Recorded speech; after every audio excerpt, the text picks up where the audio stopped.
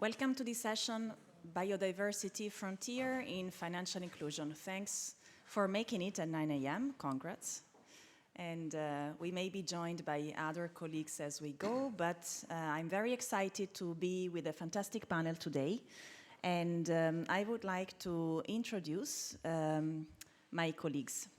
So for gender balance and much more, we have Thorsten, who is joining us from Frankfurt School Impact Finance. And Thorsten is Senior Portfolio Manager with 15 years plus years experience in impact investing, financial inclusion, and MSME finance. We are joined by Mariella. Mariella works at Bank im Bistum Essen, BIB, and she is Senior Sustainable Finance Officer at BIB, responsible to develop and implement the sustainable investment strategy of BIB microfinance funds. We have Chiara from LMDF, Manager Investment Servicing. Chiara has over 17 years of experience in the inclusive financial sector on consumer-centric design, ESG, and social environmental performance. A colleague of Chiara from ADA is Nausicaa. She is investment officer at ADA. She has been working with a specific focus on strengthening financial and social performance skills at microfinance institutions. Last but not least, Tatiana from Triodos Investment Management with over 14 years of experience in the financial sector. She focuses on sustainability and impact manager as a senior analyst, sustainability and impact. I have the pleasure to moderate this panel. This is Lucia Spaggiari from rating agency MFR, Innovation Director. With no further ado, I'd like to first of all give you the floor.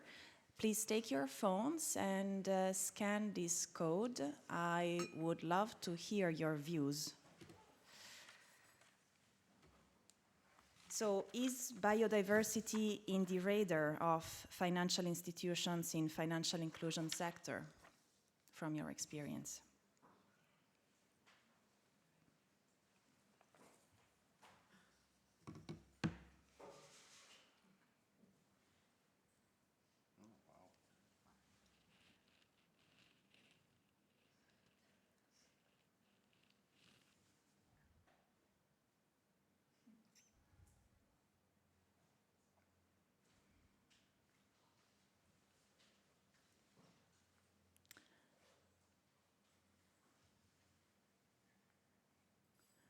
Great, so it seems like we have a balanced perception of what's happening. The extremes do not look like being selected the most. You seem to see a situation where either it is in the radar, but tools and methodologies are still in the process of being established, or, well, we haven't started yet, but we plan on starting. This is great start, and I would like now to give the floor to Thorsten. And please, Thorsten, we would love to understand, first of all, what's biodiversity? Please give us some background, and why is this relevant in financial inclusion, and what's the role of agriculture in the picture? Thank you, Lucia. Good morning, everyone. I'm Thorsten. I'm with FS Impact Finance. We are a fund manager associated with the Frankfurt School of Finance and Management. We're active in microfinance, climate finance, renewables, restoration, a couple of other things. And we're also a member of the JUST Institute, through which we want to help promoting biodiversity conservation, climate adaptation, climate resilience of smallholders. And before getting back to your question, I think a picture says more than 1,000 words. And this one here became quite famous, I think, some 2-3 years ago, when the world was slowly beginning to recover from COVID-19, and when it became obvious that we're facing a pretty severe economic downturn. And back then, some climate activists, climate scientists use the opportunity to remind us all that even if we make it through recession and even if we find a way to manage or to deal with COVID-19, there's still an even bigger threat waiting for us, or as it's shown in this picture here, an even bigger wave coming towards us, and that is climate change. And then some other people came, other activists, scientists, also this artist here came saying that, hold on, wait a minute, that's still not the entire bigger picture, right? Because even if we find a way to mitigate and to adapt to climate change, there is even a bigger threat, a bigger wave coming towards us, and that is biodiversity loss. Coming to your question now, biodiversity it's the very basis for, or rich biodiversity is the very basis for intact ecosystems. And those ecosystems provide services to us. That's at least the way we see the world, right? So ecosystems provide services to us as human beings. And those ecosystem services enable us to live and to survive on this planet here in the first place. So that is, fertile soil, pollination, clean air, fresh water, many other things you see, hopefully can read here in the slide.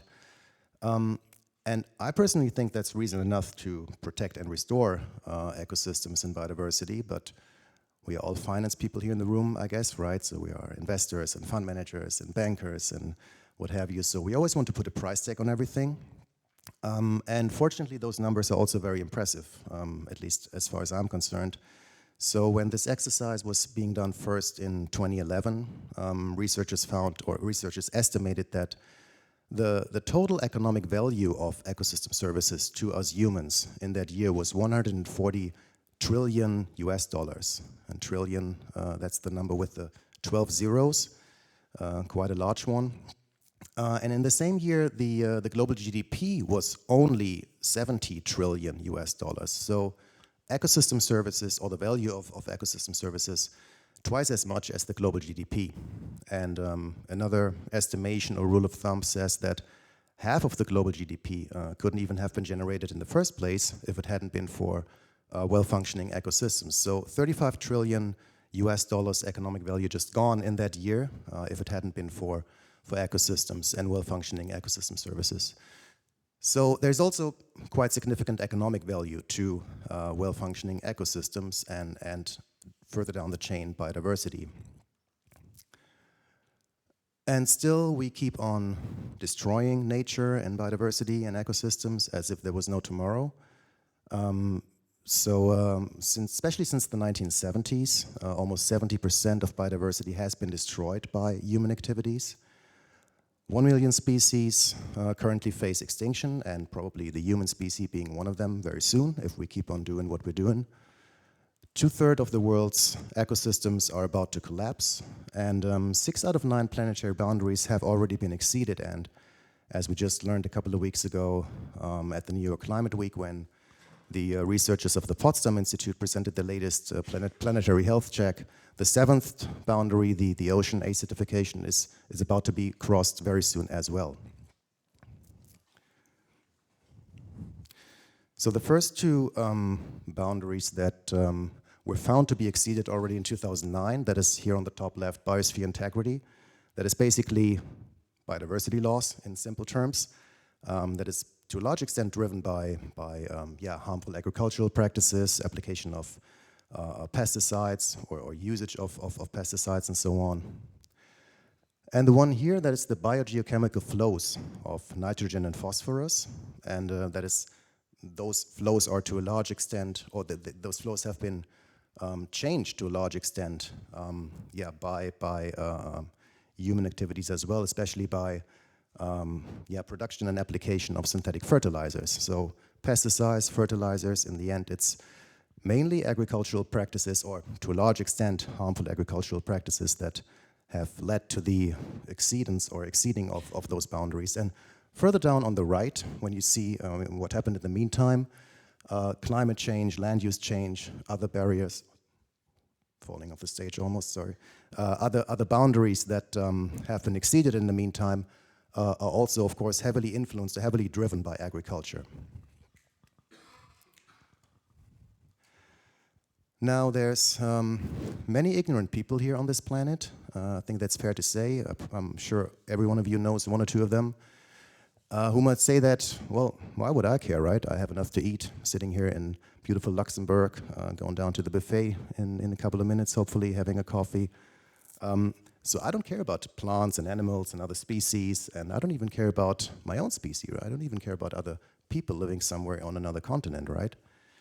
But the problem is, what even the most ignorant people have to understand is that most of those ecosystem services cannot be replaced by us humans. So fertile soil is probably the best example here.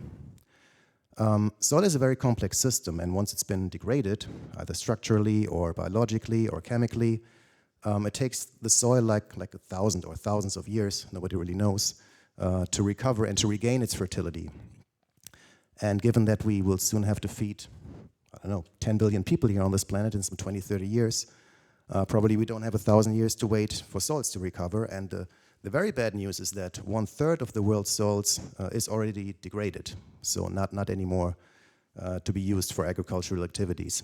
And again, mentioning it for the third time now, it is mainly harmful agricultural practices that that drive the degradation of soils, like pesticides, synthetic fertilizers, monocultures, and so on and so forth. This man here can tell you much more about it. So why am I telling you all this? I mean, eventually, smallholders in low and middle income countries, they are the first ones to suffer from this vicious cycle, right? They are the first ones to suffer from lower agricultural yields, climate change, biodiversity loss, lower income, and so on. But they also contribute to it.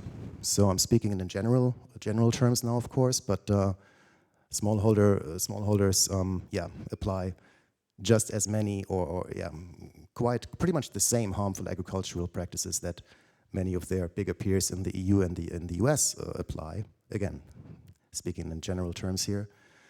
And microfinance institutions, if I wanted to be provocative now, I would say that microfinance institutions are also part of the problem by financing harmful farming activities of smallholders. But I don't want to be provocative, so I would rather say that microfinance institutions, they can be and they have to be actually part of the solution by promoting sustainable agriculture, by helping transforming the agricultural sector in low and middle income countries. And to me, or to us here in this group, that starts with the transformation of the microfinance institutions themselves. So, and to us, to fund managers, MIVs, investors, that means we have to support microfinance institutions in implementing biodiversity-related risk management practices, implementing biodiversity-related do no harm principles, by measuring the right set of KPIs to also understand in quantitative terms what they have in their portfolio actually, by also looking at the bigger picture, understanding the goals and the targets, by better understanding the goals and the targets of the UN Global Biodiversity Framework, the TNFD recommendations, other regulatory requirements that their investors will impose on them one day sooner than later, and that's going to be the topic later on, right? Regulation, SFDR, Pi 7, and all of that. What does that actually mean to microfinance institutions? But beyond disclosure and risk management and data collection and reporting and all of that, I think most importantly, we have to support microfinance institutions, and especially those with large agricultural portfolios, in developing strategies, developing products to actually help their clients, the smallholders on the ground, to protect and restore nature and biodiversity actively. And that's what we're currently working on. So together with the partners of the Just Institute, the BNP Paribas, we're in the process of setting up an investment fund that is not only supposed to provide the required capital, obviously, but that is also supposed to support microfinance institutions in managing this strategic transformation successfully. Back to you. That's exciting. Thank you very much, Thorsten, for this introduction. So with this in mind, we can go to the next topic. So we have the big picture. Biodiversity is large and complex. One small piece of the puzzle is the European SFDR regulation, which is now mandating European-based market players to receive data of their investees on the number of branches that they have in or near biodiversity risk areas. So, Mariella, in your case and for BIB funds, your financial institutions in your portfolio need to report to you those branches in or near biodiversity areas. What's your experience? What good practices you have seen? What challenges potentially? Indeed, Lucia. Thanks. I'm Mariela Yontop. I'm working at Panelists. We have 2 microfinance funds under management, and we see the challenge that is to measure and assess biodiversity impacts at portfolio and also investee level. There's a difficulty there to the lack of knowledge from not only from our side, asset managers, investors, but also from the investee side. The lack of knowledge is, for example, which tools are the best to use, what to assess, how to assess it, and also which indicators to measure, because it's not only one indicator that we need to report, it's more like an assessment step by step, what we have identified, and also what plans to implement to avoid or to mitigate the key findings after this assessment. Today, I will show you one good example that we have seen last year. We are collecting data from to measure our biodiversity impact at portfolio level and also investee level. And this good practice is from one of our partners on the field, is FTL in Nicaragua, Fondo de Desarrollo Local. And we are using at Panelists to collect the data, the ESG risk tool from the SPI online tool from CEDIS and SPTF. In this case, the microfinance institutions has reported 6 branches near to biodiversity sensitive areas from their whole total branches of 38. One step that we first have done is to verify from the portfolio composition of FTL if they are economic sectors that could have higher adverse impacts to the biodiversity of these areas. In the case of FTL, is agriculture and livestock with a total amount of 27% of the total GLP. Then also we have verified if there's a portfolio concentration per branch. None of these total 38 branches has more than 5% of the GLP each. So the portfolio composition is very diversified by economic sector and also by branch. Then we also have verified dimension 7 of the tool to assess the environmental performance of the investee. In this case, FTL have implemented an environmental strategy, also policies, and they have identified the risk that the economic activities of their clients can have to these areas or to the environmental at all. And also they have implemented plans to mitigate the damage that the clients can, or the activities of the clients can do to these areas and also the environmental in Nicaragua. Then I have had an exchange with the head of green products and social environmental performance management. He explained me how they have done this assessment. They have done the assessment based on the local knowledge and also the areas that are enacted by the state. Nicaragua has around 74 protected areas, and this is equivalent to more than the half of that national territory.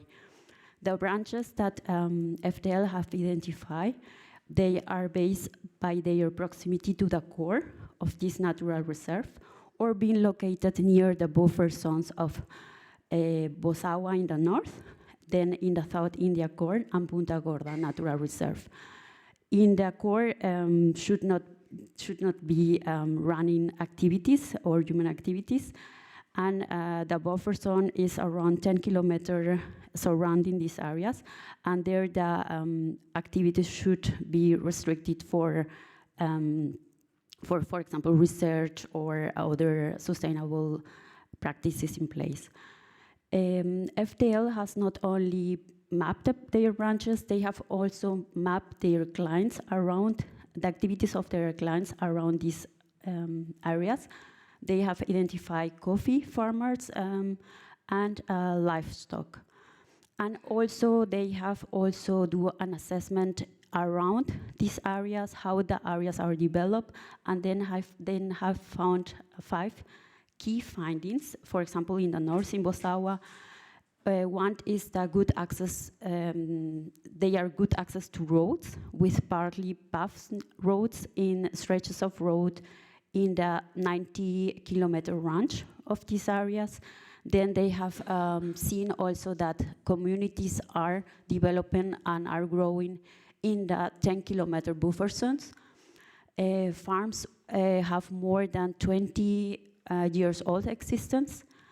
They are an impressive business developed around these areas, and also they have identified that as active collection centers, indicating that there's breeding and dairy livestock grew in the core, what theoretically should be restricted for human activities. That's the reason FDL has defined in its policy that not to finance activities in the core of this reserve that are theoretically protected.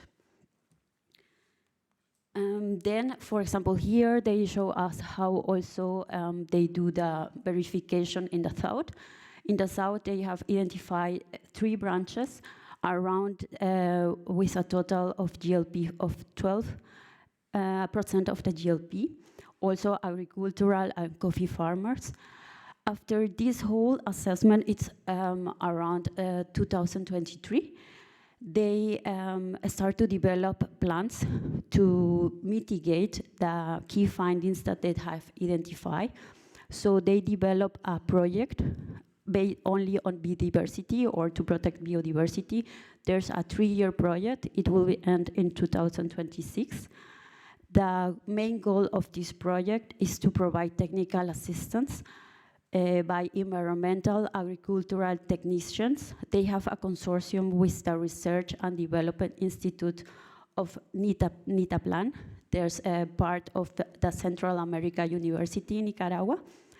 And they want to focus to provide technical assistance for small farmers, livestock and coffee, to implement a sustainable producer model and avoid damage of these areas. Some of the practices could be diversification of crops, cover crops, to replace chemical pesticides or fertilize to organic, among others. They have shared that this technical assistance is on voluntary base. They have shared the cost between 30% to the farmers and 70% is covered by FDL. And they want to do these 3-year projects with the goal that they achieve more than 7,000 farmers. As per May of this year, they have already achieved 1,300 clients on the field. And this is a good basis for they have seen an opportunity to develop, based on this experience, good green products with lower interest rate, incentive. In this case, the technical assistance will be voluntary. For us at Bank Investor Messen, it was a very good example. I introduced this practice in our training for our investment officers to see how the step-by-steps, how you can verify from portfolio composition until the end client. Also the plans that the microfinance institutions can put in place to avoid, to mitigate these findings or risks. Based on our experience from last year, we have also identified some challenge.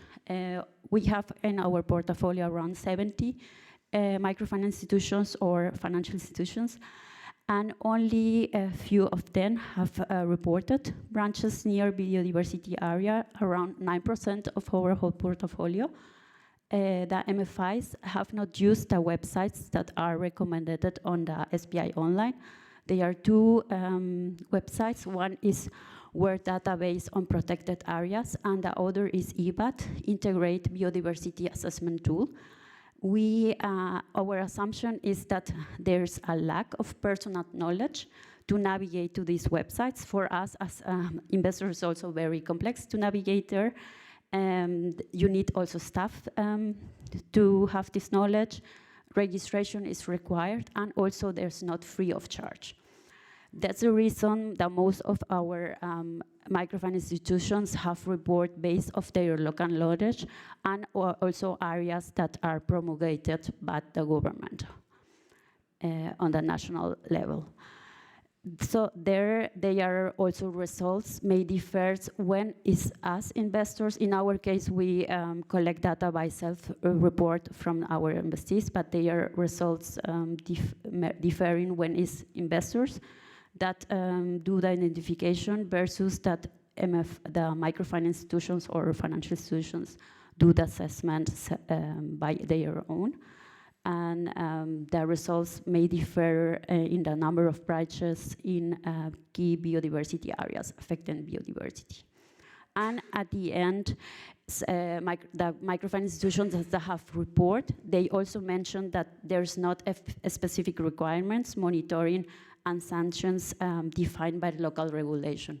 That's the reason they were very honest with us, and they say we cannot be supervisors from our clients. We can provide technical assistance, capacity building, raise awareness, provide guidelines, or they can choose to exclude to finance these clients to avoid the risk that they can have for their portfolios. So that was our practice, and this year we are also collecting and also trying to make more awareness to our investees at the field. Thanks. Thanks a lot, Mariella. A very nice and inspiring example, but also challenges that are seen on the field. Please take your phones for the next poll. And so, given the skill gaps that we see in the financial institutions in our sector, how can those gaps be filled?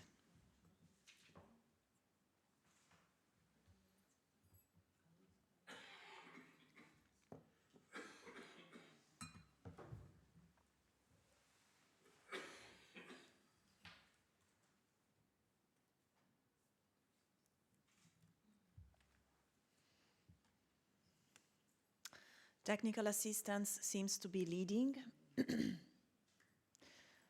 followed by opportunities that biodiversity finance may offer. Learning by doing and give us time is the least likely, in your view. So thanks a lot, Mariella, for your experience. And so your experience is similar to the majority of the asset managers, where it is the financial institutions in the portfolio reporting the branches in biodiversity risk areas. Now, LMDF and ADA, you have a different approach, and it is, you're more hands-on, and it is on your side. You do collect data on biodiversity. We saw this is relevant, as Mariella mentioned, because the results on which branches are in biodiversity areas may vary depending on who reports, if it is the financial institution or if it is the asset manager. Why do you do this differently, and what's your experience, please? Sure. Thank you, Lucia, and good morning, everyone. So at Investing for Development, we manage few funds, and one of them is the Forestry and Climate Change Fund that had biodiversity as its heart. And so it was a natural process for us to change slide? Yeah. To take biodiversity in consideration as a core item to analyze, even with the microfinance fund, even though it's an Article 9 fund with a social objective. So we don't have an environmental drive, but still we thought that it was important to verify this aspect. So the thing we did was looking at the portfolio of the investee we work with and see how much of that portfolio was allocated to agricultural activity, fishery, and livestock. And then, together with the analysis of the portfolio, we also read a significant amount of material to understand the potential risk. And we realized that for the investee we were working in, 40% of the portfolio allocation was the trigger for defining the risk.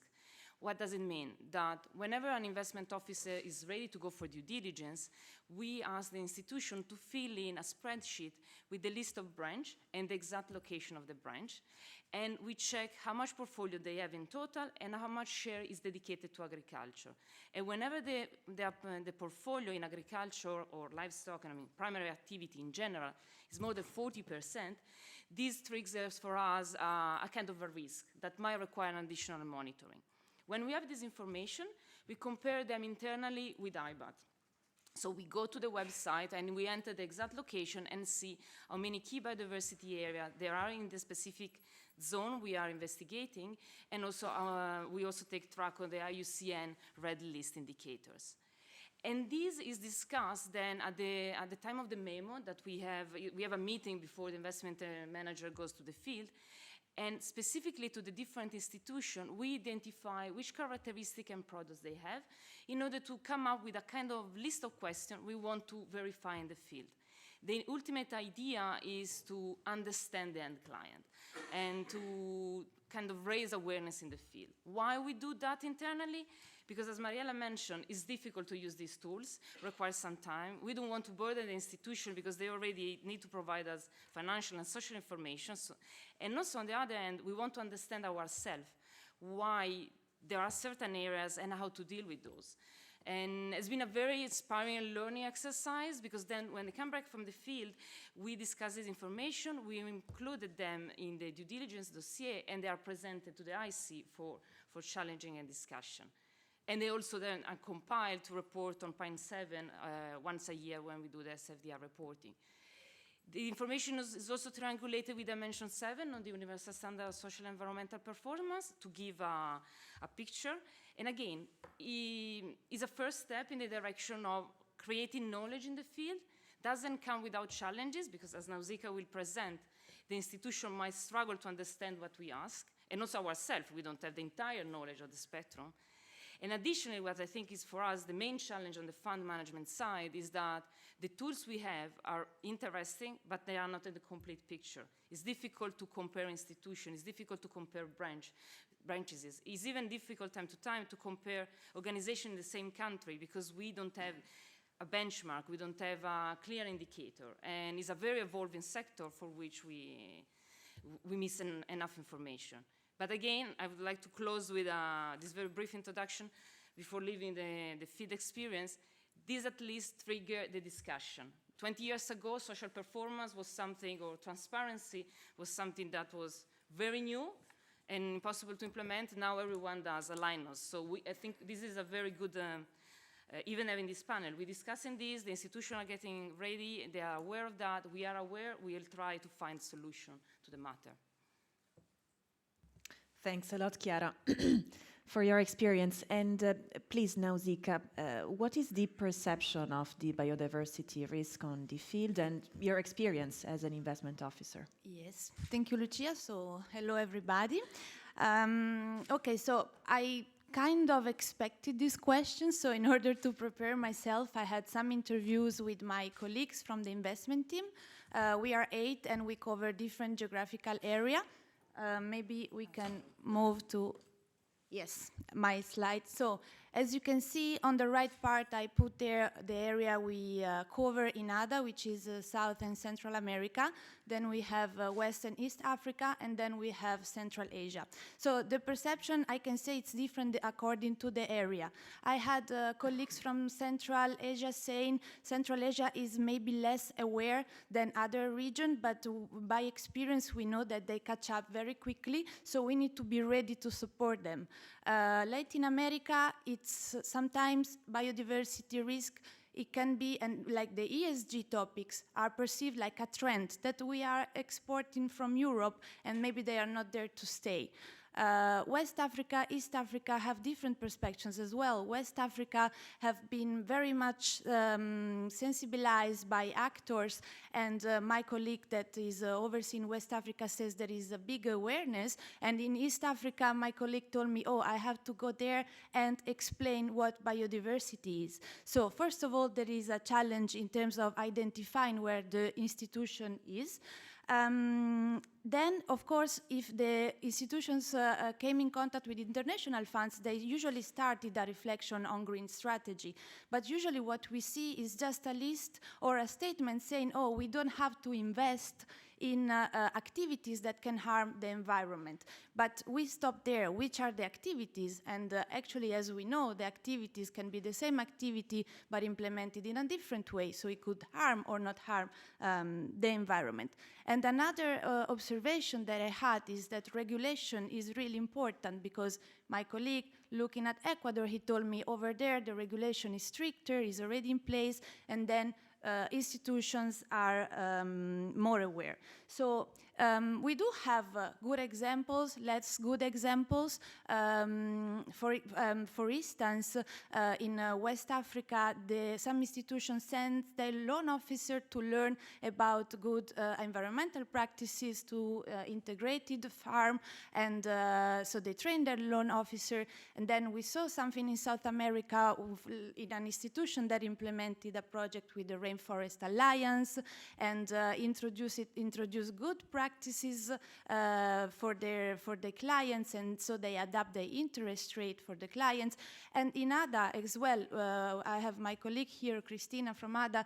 We are in a project with a Rwandan institution, and there we are really pushing ourselves even farther, because we partner up with a technical assistance provider, and they are supposed even to analyze the soil to see the biodiversity presence over the period. At least this is the intention for agroforestry product.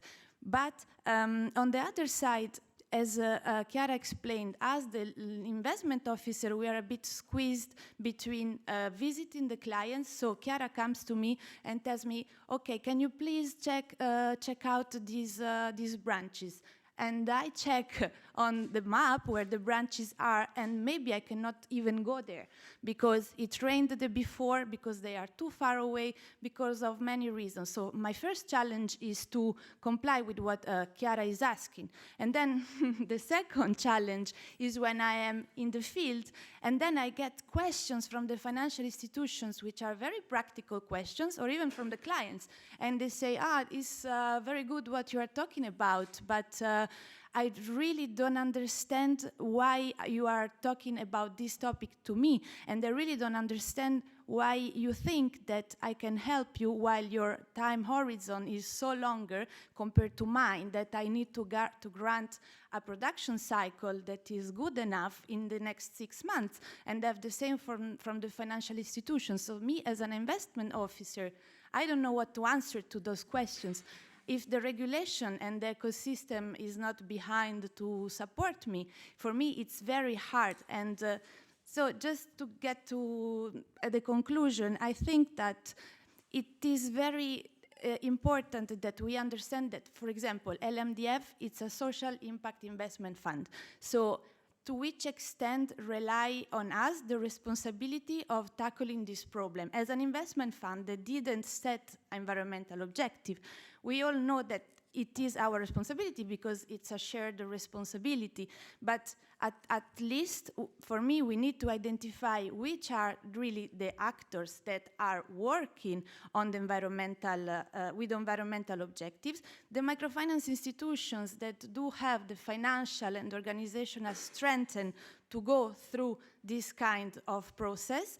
And so for those, we can develop specific product that have specific conditions, but then there is the whole other ecosystem of smaller and medium financial institutions and impact investment fund, where maybe we can set our objective a bit lower for the moment, at least until the time we don't have proof, as we do have for social performance in management. Now we can go to the institution and say, if you are better performing in terms of social performance, you will have a higher retention rate, your product will be more adequate for clients, so your clients will stay with you. And we have proof, we have numeric proof that this brings also an economic profit to them. But for now, for biodiversity and for climate, we do not have this historical past trend that we can use. So at the moment, I think we need to balance it with incentives that are coming from the private and the public system. Thank you. Thanks a lot, Nausicaa, for this regional tour and organization dynamics. Please take back your phone, and we would like to think about 2024 and what will be the role of biodiversity in our sector, financial inclusion, by then.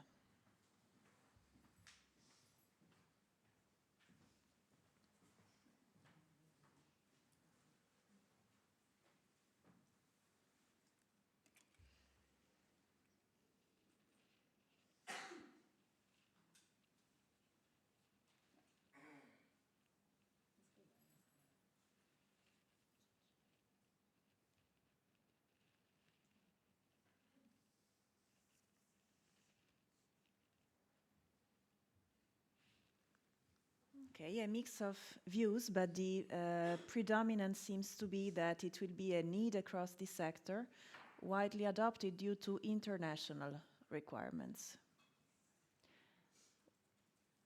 which this panel is indeed a very initial indication.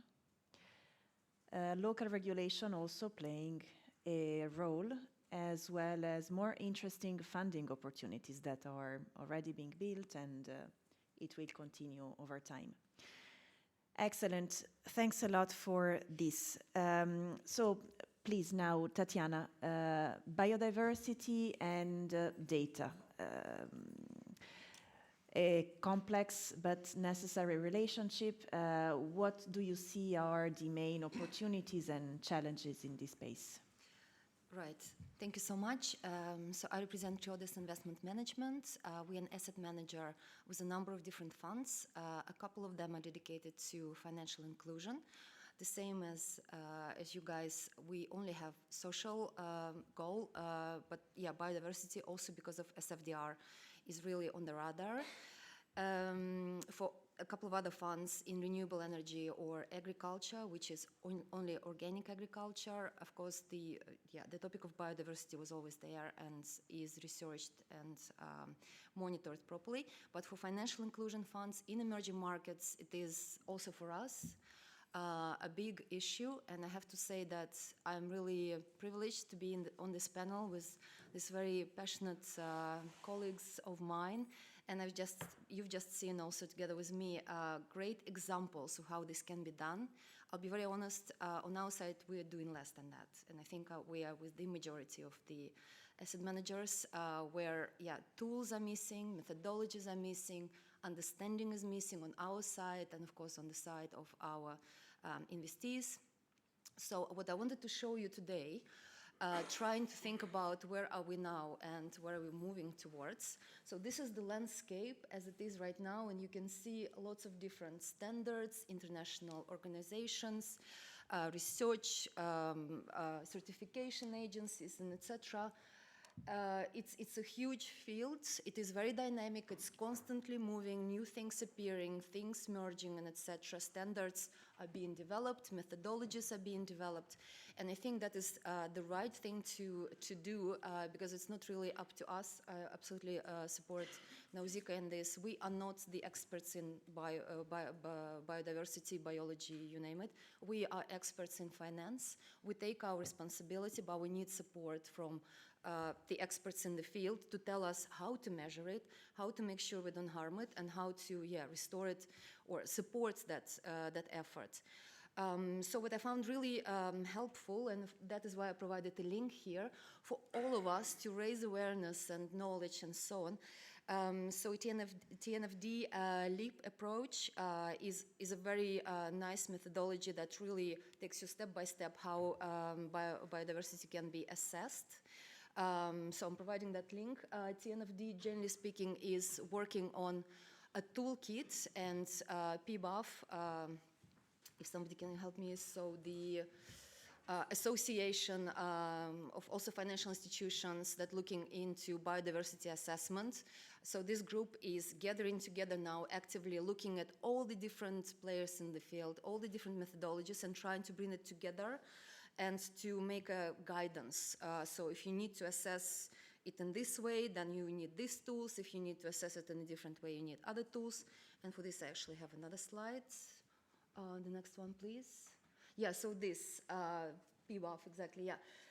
And here you can see the complexity, but at the same time, complementarity of the different approaches and tools. So some are for screening, others are for assessment, others are for mitigation, and so on. And yeah, you cannot manage that what you don't measure or that you don't understand. I really liked Thorsten, who left us. He's still here, yeah. Fantastic, you know, because otherwise our gender balance would be completely distorted. Yeah. So MFIs that contribute to negative impacts, let's say, on biodiversity, it's very difficult to have a conversation with them if you cannot really explain what it is and how it is happening and where is this negative impact. So the data needs to be collected. This field will be changing. What data is collected depends on a number of different things. So the purpose why you collect it, I'm not going to go through all of them, but so it all defines how do you collect data and what data you collect. Next slide, please. So what we also, I think, touched upon a little bit is that we are looking at two sides. We're looking at risks. We want to prevent damage or harm to biodiversity, but there are also opportunities in this. And this part of the picture should not be forgotten.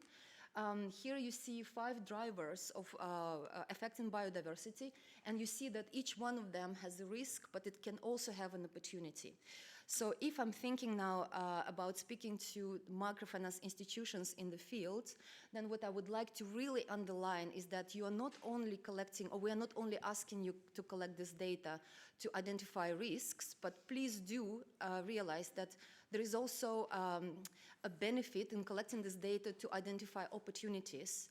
And this is where a lot of asset managers are also, let's say, putting a lot of attention to that in 2 different ways, and that would be maybe the next one for a moment. So asset managers set for themselves certain targets regarding biodiversity, and they go beyond just collecting data.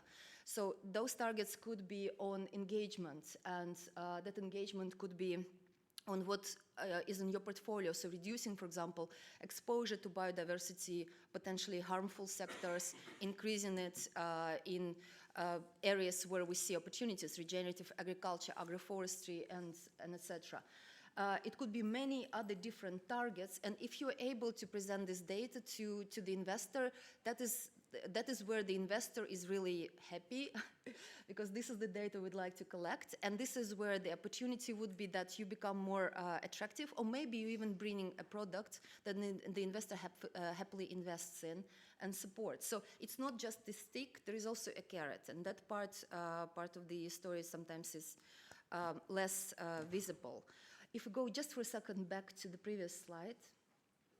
So where we see, at least at Triodos, where we see the future is that the data will become more granular because there are more and more there is more and more data availability. There are more and more scientists and different companies that with geospatial data, with, I don't know, using drones, you name it. I'm not a technical person, but basically being able to get this data, and then the digitalization obviously helps us to be able to better process it. So data availability becomes higher. I think we also become better as we learn more about this in identifying materiality. So indeed, and this is the example here, it's not just proximity to biodiversity sensitive area, but it is also what are you doing in that proximity. If it is not harmful, then why would you go and do extremely costly analysis of things that then at the end going to tell you you're not harming it? So that part becomes more important. I think we are moving towards more aligned set of metrics, at least that's my hope. And another one is that we're looking not only at risks, but increasingly at opportunities as well. So once again, I'd like to just say that that part can play a big role if you can show where the opportunities are for asset managers. So I'll be wrapping up my story.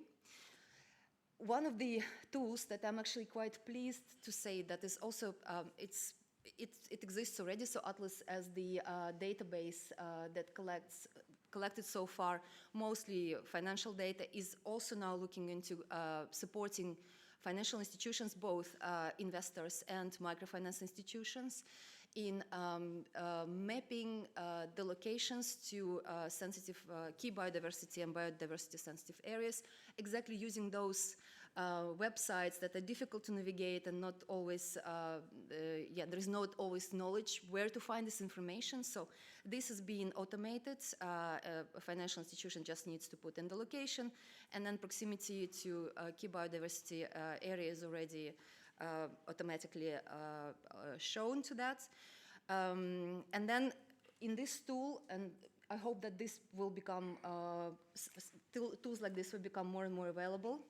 You can also see, okay, if I'm close to biodiversity sensitive area, potentially could be harming it, what is my portfolio in this area? And then if we find that in that portfolio we have, for example, agriculture or sectors that are potentially harmful, so what is the volume of that portfolio? To also gauge a little bit what is the potential harm. And then from there we can take it further, and with time it will be, so what are your biodiversity policies? Do you mitigate it? Well, first of all, are you aware of the risks and how do you deal with this risk? And maybe you see opportunities of restoring degraded lands in a certain area. But that is future. So to wrap it up, Lucia, if there's something else that you would like to add about Atlas on your side. All right, thank you.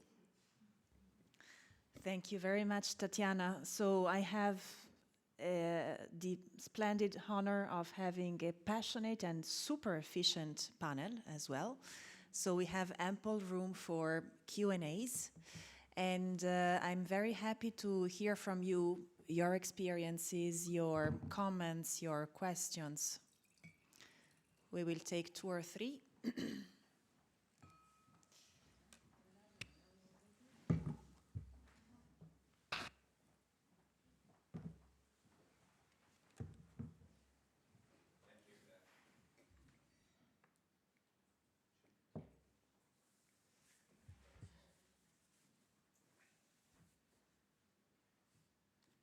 Okay, works now.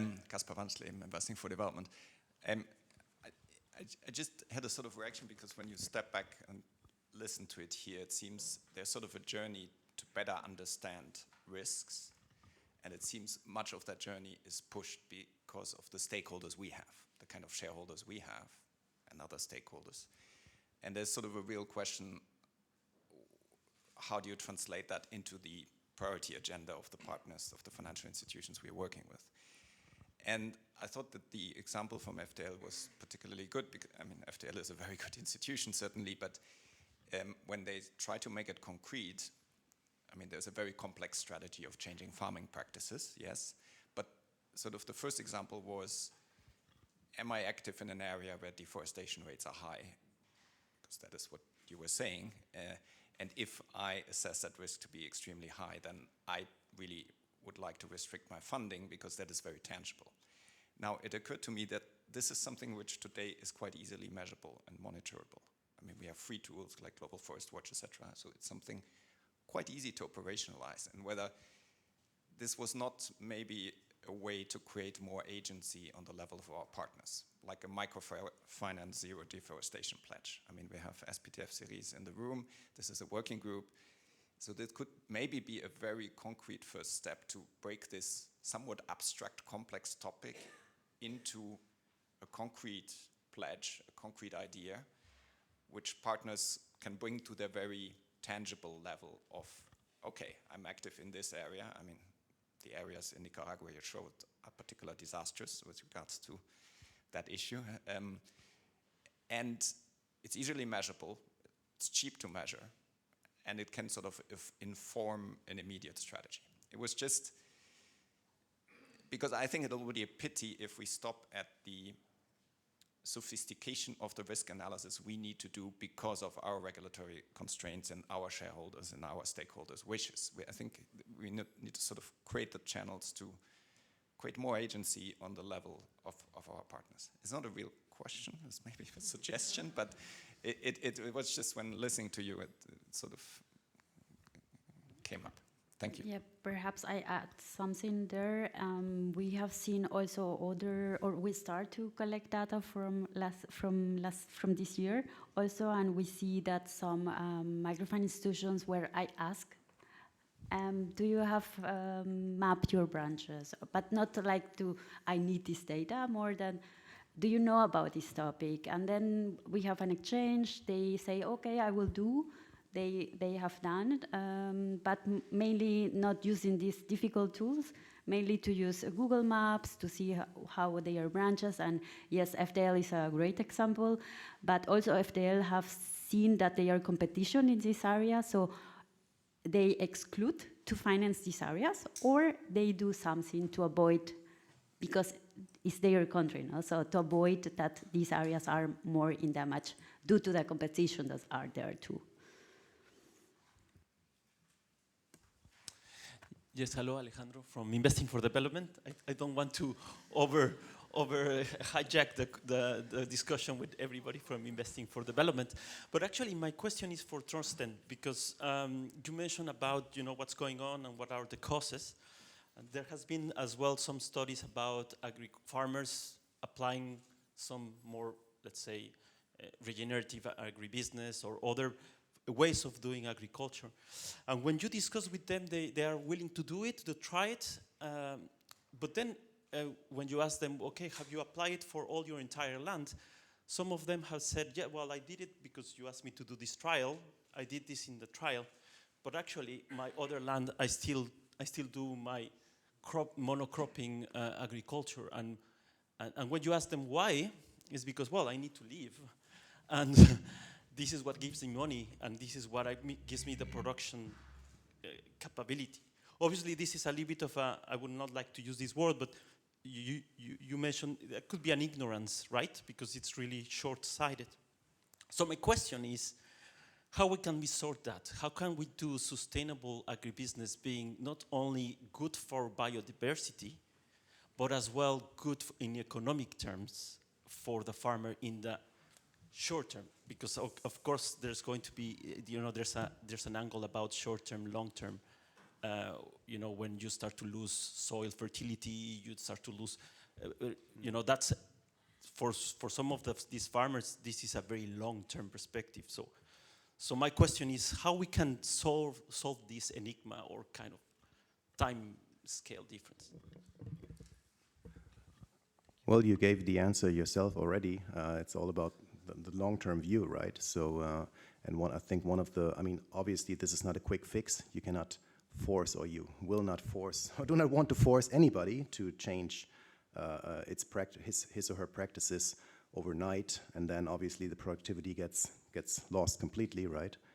So this is a transition, a transformation, not only for the institutions, as I said earlier, but also for the people on the ground implementing all those measures and implementing the change on the ground. So this is a long-term thing, step by step, and I think one restriction so far that we see in the industry is the loan tenures, the loan cycles.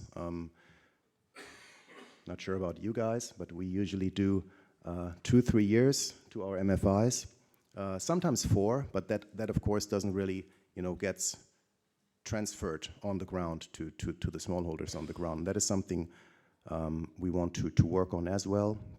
This changing in mindset, and also, I mean, it's all part of TA capacity building trainings and all of that. But to explain, and I actually come from the climate mitigation side, where small excursus now, where like 15 years ago, it was totally impossible, or people didn't understand the concept of energy savings, right? So, okay, I don't provide this loan is too risky for an energy efficiency project, for example, because the banks, the MFIs, just didn't understand, okay, they can use the money from the energy savings, that is kind of a security, right? That gives the borrower also additional capacity to repay the loan. And I think this is kind of a mind change we have to achieve with the MFIs as well, to also extend the loan tenors towards their own customers to actually enable this change in the agricultural practices on the ground. Not sure if my friend Davide wants to add something to that. He's already getting nervous here. This is his topic. We're cooperating on this. He's don't want to. So thank you. So I will take the microphone to have the question, but also to try to answer.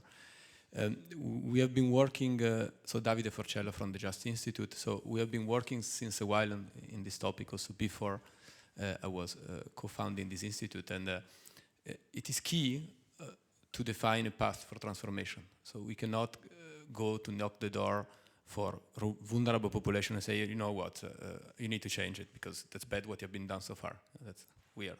So, but on the other side, we need to understand that we need to change, and we need to understand what we're already actually doing. We had been doing some research, also I'm working for the CERMI on understanding which kind of ecosystem-based adaptation practices has been worked, which strategy. Actually, FDL was one of the first institutions I've been analyzing with a project called Progetto Cambio. I don't know if you're aware of, was the first I know project that has been working with biodiversity conservation, started 2006, 2007, so it's been running until 2012. We did not really capitalize on that, if not, we'd be much further. And there we have discovered that certain practices really actually work as you suggest. So you do something good in a part of the plot of the farmer, and that looks fantastic, but on the other side, you just keep on destroying the rest of the forest, and microfinance institution has the incentive to deliver these advanced services to the biggest farmer, that we're pretty happy to do 1 or 2 hectares on agroforestry for cacao, on coffee, but then of course we keep on destroying the other 80 hectares we have because we do extensive cattle raising, for example, right? So, but on the other side, you also see that what are we speaking here about? And that will be part of my question or reflection afterward. I'm not going to speak for hours, but is that we're taking this approach as a transition biodiversity risk, not as a physical biodiversity risk. I will try to explain what I mean.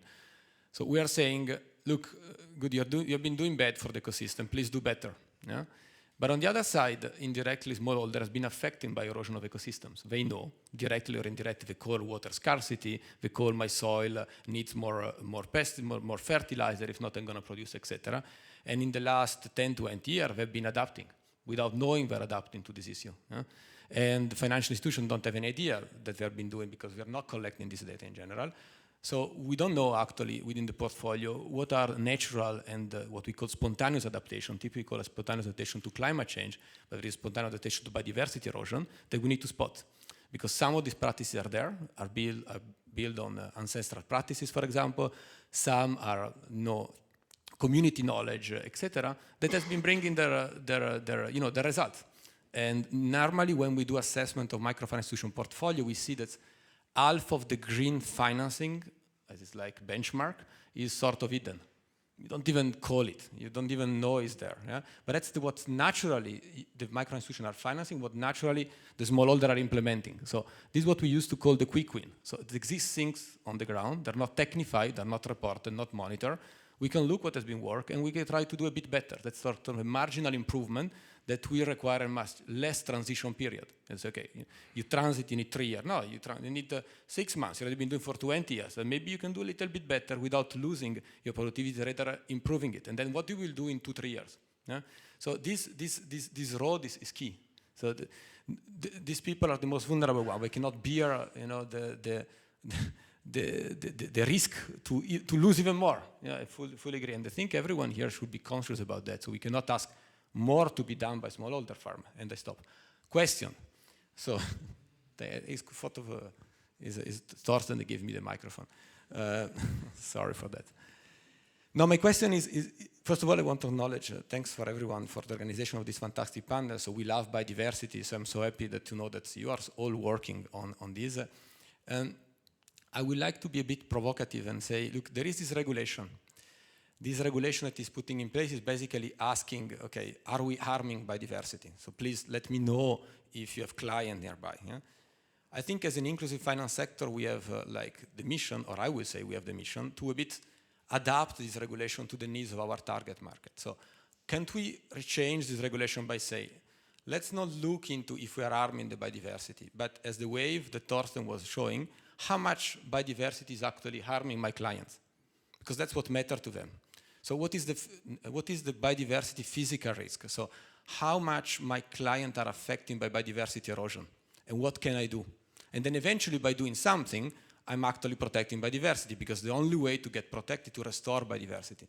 But that will be something that go beyond the regulation. I'm going to say this is really a financial problem, and is also an ethical and a social problem. So every financial institution need to look how much you're affected by biodiversity erosion. It's about livelihood, it's about food security, it's about children, healthcare, etc. And as you said, this is the big waves, and I will strongly invite everyone to start reflecting. Why don't we change this perspective when this regulation comes to the inclusive finance? It's a question about vulnerability and resiliences. So how vulnerable are our clients? How, by working on ecosystem and by knowing where we're financing, we contribute to reduce the physical risk our client and our MFI has. Because it's just mandatory. It's not, okay, I should do, I don't know what to do. And by working also with FDL, for example, I don't know if Julio Flores is around, I saw him, so he can contradict me, is actually the key topic as well. So it's not just, okay, fulfilling the expectation of stakeholder, etc., or shareholders. What can I do by my client that are actually affected? So stop. Could I respond to that? So I think there is actually no contradiction, and this is not a controversial question that you're asking, because indeed the question that the regulation is asking of us, do you know if there is any harm being done in your portfolio to biodiversity? Do you know, do you not know? And this is what we're trying now to find out. And I think this is the first step. And the thing that I also wanted to respond, and thank you so much for bringing this question, I think it's a little megalomaniac to think that financial institutions are going to solve all the problems. We're going to save the biodiversity, we're going to, I don't know, fly to the moon, and et cetera, et cetera. That is just not fair. We want to do our fair share, but we are just part in the huge chain of consumers, citizens, you name it. So indeed, taking our responsibility, I think we should not forget that it's not just our responsibility to solve this huge problem, but what we can do is start gathering the data so that we understand, so how much of this problem do we contribute to? And indeed, the next step would be, okay, and now what can we do about that? Being, how do you call it, not conservative, but modest, being modest about what it is we can do. So that would be my response, I think. Sorry, just want to react on that. I agree, but we are not collecting all the data because we want to know how much the erosion of the ecosystem is affecting your client. Are your clients affecting biodiversity? It's related, but it's not the same. I will advise to collect both, because then you can act upon. And we need to collect both, because we need to collect ESG outside in, so what's affecting our clients, and inside out, what our clients are doing to the climate, society, etc. So still the same, I think. Perhaps I add some comment about it. We have a client also in Honduras, and in this case, they are doing what you mentioned, because they are affected by hurricanes, for example, and then they are trying to mitigate this risk, including guarantees or securities in the loan for their clients. So that's the point, outside in and inside out. So this case.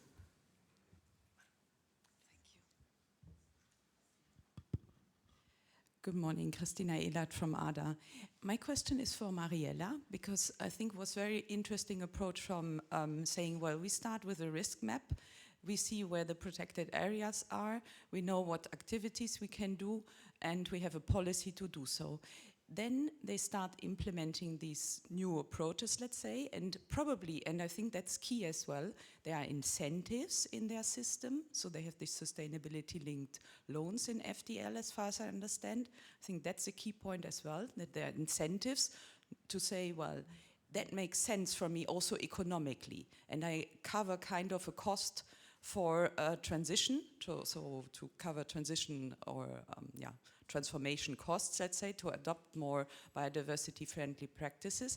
And then what comes then? How can they measure as well their impact? Because we're going over timelines here that often, my next question would be, do you support them to measure impact? But then you're probably out again because your funding cycles are too short to cover really and to grasp the impact. But I think bringing people up to incentivizing biodiversity-friendly practices is what that will also make economically sense, is one instrument. But then on the impact measurement side, I'm not so much sure how you can integrate that into your technical capacity building, into the technical assistance programs as well.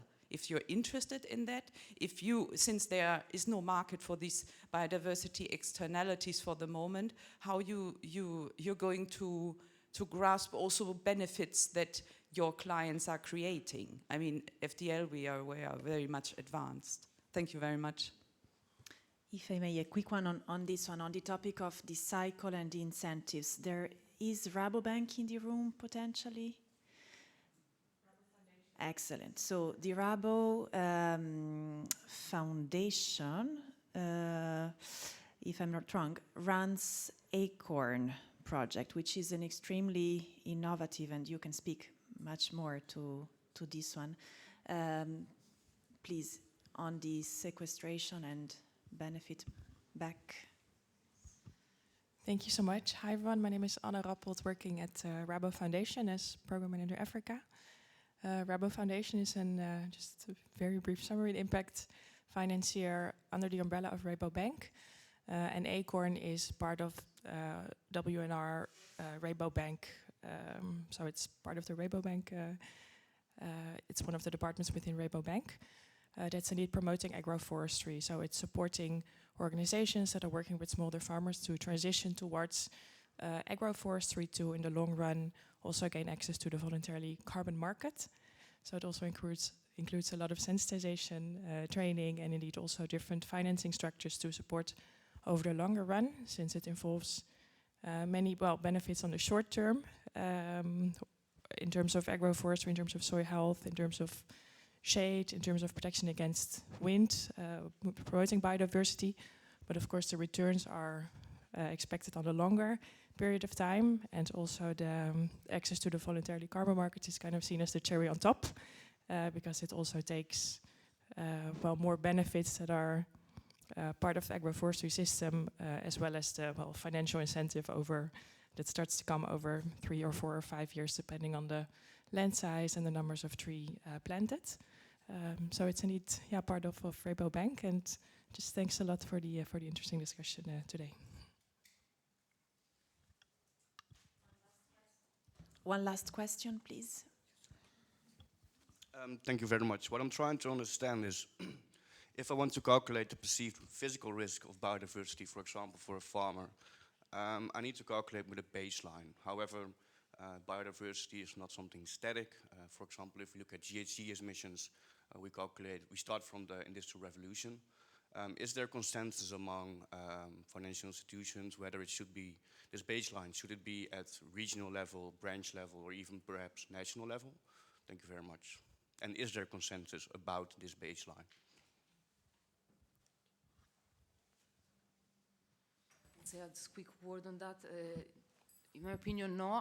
When I see, for example, my experience working with the IBAT data, if I check a specific location and I go back to the same location maybe 6 months afterwards, also the key biodiversity area change. So because, as you say, there is a constant update and a granularity information that is improving over time. So I would say that the short answer would be no.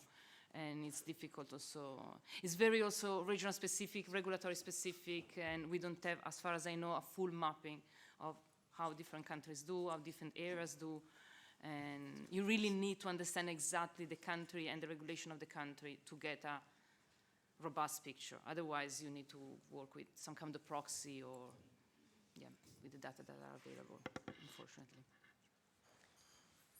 So for your question about the impact, we have seen also in FDL, they also have not developed indicators to measure this impact because there's a step-by-step process to the farmers. They need to do that diagnostic and then implement the sustainable practices. And it costs time. We only provide a depth of 3 years maximum, so we cannot integrate their indicators to measure the impact based only on biodiversity. But in the case of FDL, they are trying to see which indicators they can measure.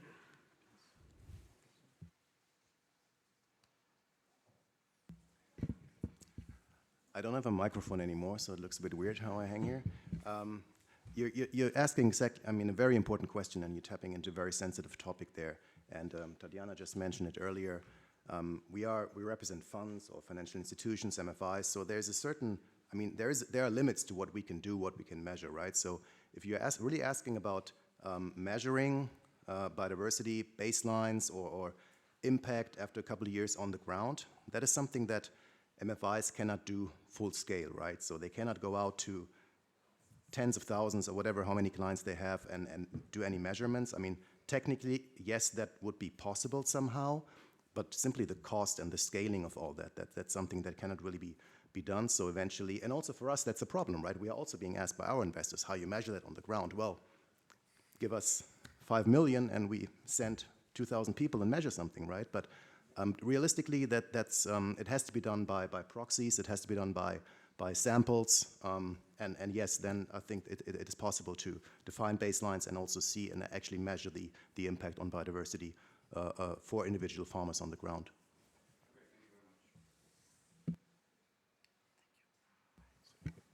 So please join me in giving a round of applause to this fantastic panel.